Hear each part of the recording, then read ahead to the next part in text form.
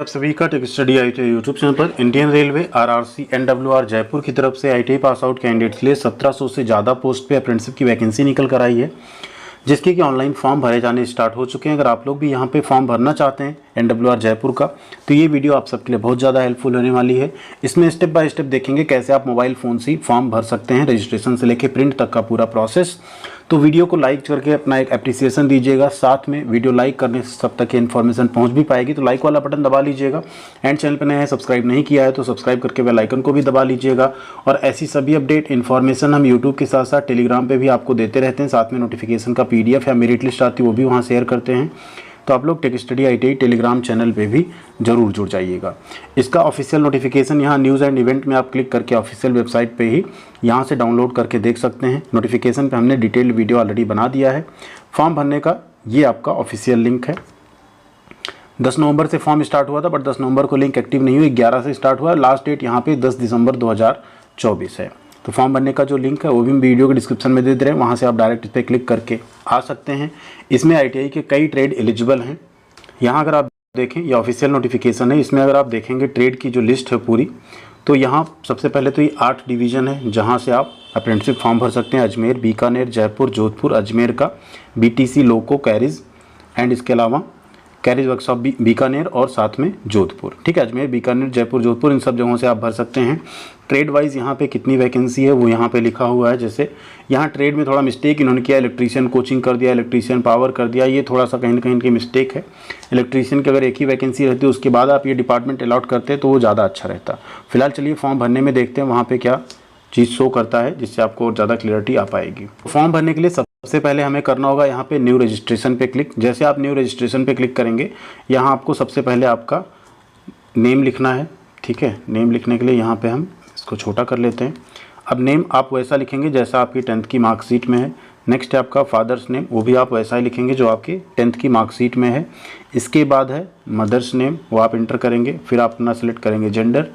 Next आता है यहाँ पे date of birth. Date of birth आप 10th की मार्कशीट में जो होगा करेक्ट वही आप यहाँ पे चूज़ करिएगा। डेट ऑफ बर्थ फिल करने के बाद एज ऑटोमेटिकली आपका आ जाएगा। यहाँ आप कैटेगरी चूज़ करेंगे। कैटेगरी हम रिजर्व चूज़ करके फॉर्म भरेंगे, जिससे आगे आपको पूरा प्रोसेस हम यहाँ पे दिखा सकें। अगर आप PWD हैं तो यस करेंगे, अदरवाइज नो कर देंगे। एक्स सर्विसमैन है तो यस या no. Board exam authority name 10th standard में आपका बोर्ड कौन सा रहा है वो यहाँ आपको सेलेक्ट करना है। ठीक है, बिहार बोर्ड है क्या है तो वो आप देख लीजिए। यहाँ पे उत्तर प्रदेश का जो रहेगा वहाँ पे हम उसको चूज़ कर लेते हैं। ठीक, जो आपका रहे यहाँ पे, जैसे UP board of high school. अगर कोई भी नहीं है तो आप एनी अदर डाल सकते हैं। एनी अदर डाल के आप फिर आगे बढ़ सकते हैं। ठीक है, ये हो गया।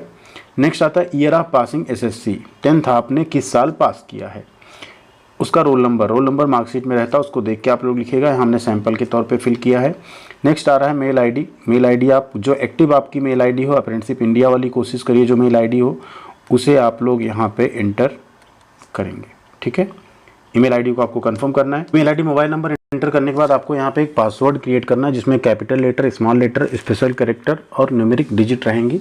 उन्हें कंफर्म करके जो नीचे सिक्योरिटी कोड है उसको एंटर करके फिर आपको रजिस्टर करना है। जैसे आप यहाँ रजिस्ट्रेशन करेंगे, अब आपका रजिस्ट्रेशन हो चुका है। अब आपको यहाँ पे लॉगिन करना है। लॉगिन करने के लिए देखिए ऑप्शन है, या तो आपने जो ईमेल आईडी इंटर की, ईमेल आईडी और पासवर्ड से लॉगिन कर लीजिए, या आप ईमेल आईडी और डेट ऑफ बर्थ से भी लॉगिन कर सकते हैं। तो चलिए हम ईमेल आईडी और पासवर्ड से यहाँ पे लॉगिन कर लेते हैं। जैसे आप यहाँ लॉगिन करेंगे आपकी प्रोफाइल इस तरह से ओपन हो जाएगी। यहाँ पे इसमें नीचे आप आएंगे तो अब यहाँ आपसे एक गवर्नमेंट आइडेंटिटी प्रूफ मांगा जाएगा, जो आप एंटर करेंगे उसका आपको नंबर डालना होगा। फिर आप क्वालिफिकेशन डिटेल भरेंगे।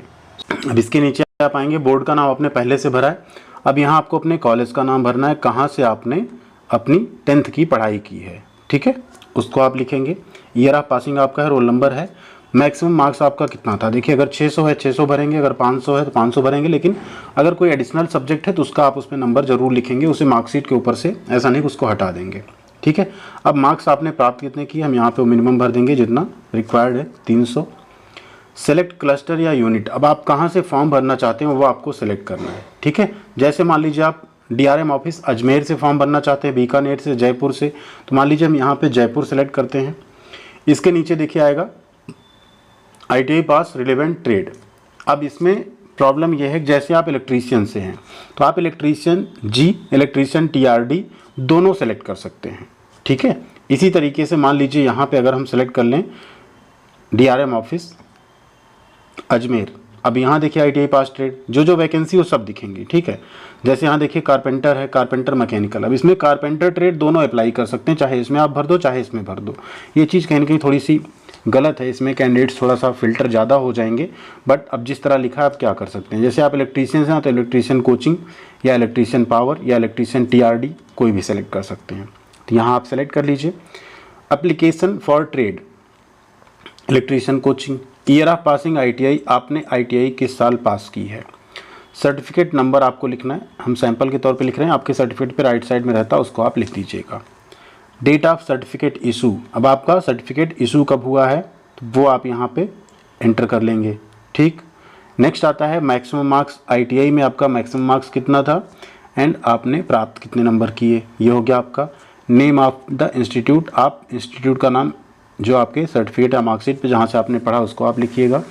एवरेज मार्क्स यहाँ पे आ गया जिसके बेसिस पे मेरिट बनेगी।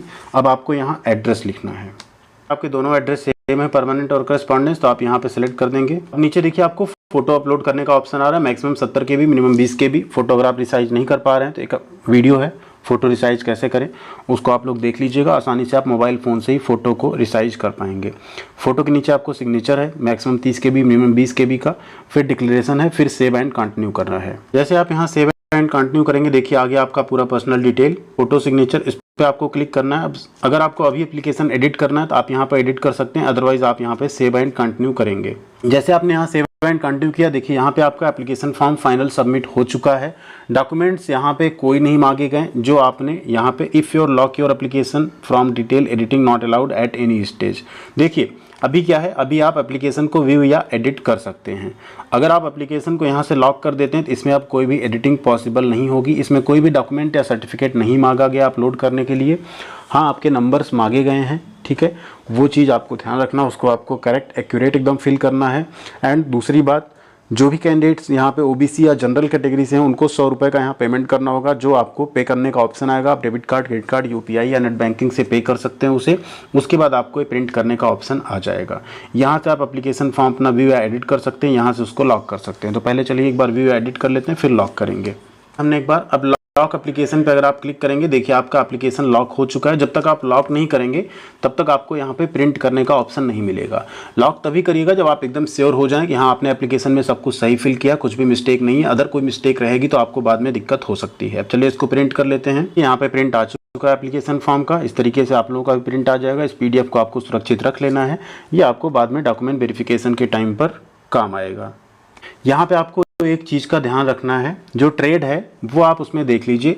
जैसे इलेक्ट्रीशियन के आगे कुछ भी अगर लिखा है, इलेक्ट्रीशियन लिखा है तो इलेक्ट्रीशियन ट्रेड कैंडिडेट यहाँ फॉर्म भर सकते हैं। फिटर के आगे, कारपेंटर के आगे कुछ भी लिखा हो, अगर आपका फिटर ट्रेड है तो आप उसको देख लीजिए किसमें कितनी वैकेंसी है, उसके अकॉर्डिंग आप फॉर्म भर सकते हैं। यहाँ एग्जाम्पल के तौर पे बताएं, मान लीजिए आप इलेक्ट्रीशियन ट्रेड से हैं और आप यहाँ DRM ऑफिस अजमेर में फॉर्म भरना चाहते हैं। अब आप देखिए इलेक्ट्रीशियन कोचिंग में 40 है, इलेक्ट्रीशियन पावर में 30 है, लेकिन इसके अकॉर्डिंग आपको वहाँ पे ड्यूटी भी मिलेगी। TRD में आपको ट्रांसमिशन में ड्यूटी मिल जाएगी, पावर में आपको जो पावर हाउस है जहाँ भी होगा वहाँ आपको ड्यूटी मिल जाएगी। जैसे पेंटर में देखिए इंजीनियरिंग है, पेंटर जनरल हो, आप इसमें फॉर्म भर सकते हैं, ठीक है। ट्रेड कुछ भी लिखा हो, जैसे यहाँ देखिए कारपेंटर मैकेनिकल है, तो ऐसा नहीं कि आप कारपेंटर से हैं तो इसमें फॉर्म नहीं भर सकते, भर सकते हैं। आप देख लीजिए कितनी कहाँ वैकेंसी है, कहाँ आप ज्वाइन करना चाहते हैं। जैसे फिटर मैकेनिकल देखिए 207 सीट है, ठीक है। इसी जहाँ हो सकता है फिटर और किसी नाम से होगा उसमें कम सीट होगी। जैसे यहाँ जयपुर में देखिए फिटर मैकेनिकल में 306 सीट है, ठीक। तो इस हिसाब से आप लोग यहाँ पे अपना ट्रेड सेलेक्ट करिएगा, इसका आप लोग ध्यान रखिएगा, ठीक है। बाकी कोई डाउट हो तो कमेंट कीजिएगा, आपका पूरा वहाँ पे हेल्प ज़रूर किया जाएगा।